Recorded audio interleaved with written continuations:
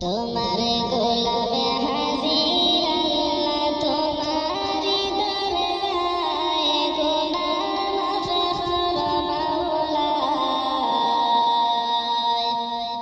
আল্লাহ না জানিয়া করেছি গুনাহ ইবলিসের ধোঁকায়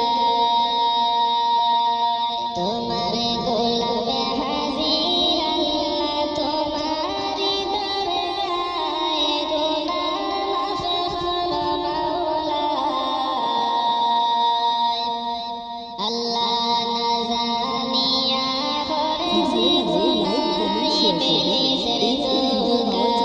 চ্যানেলটি সাবস্ক্রাইব করবেন এবং ফেসবুক পেজটি বেশি ফলো করবেন। ধন্যবাদ। করেছি গুনাহ আমি গুনাহগার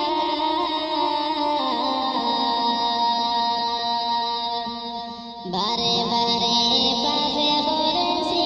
নিজে মুখে স্বীকার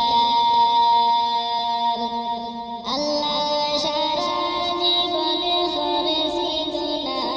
আমি গুনাহগার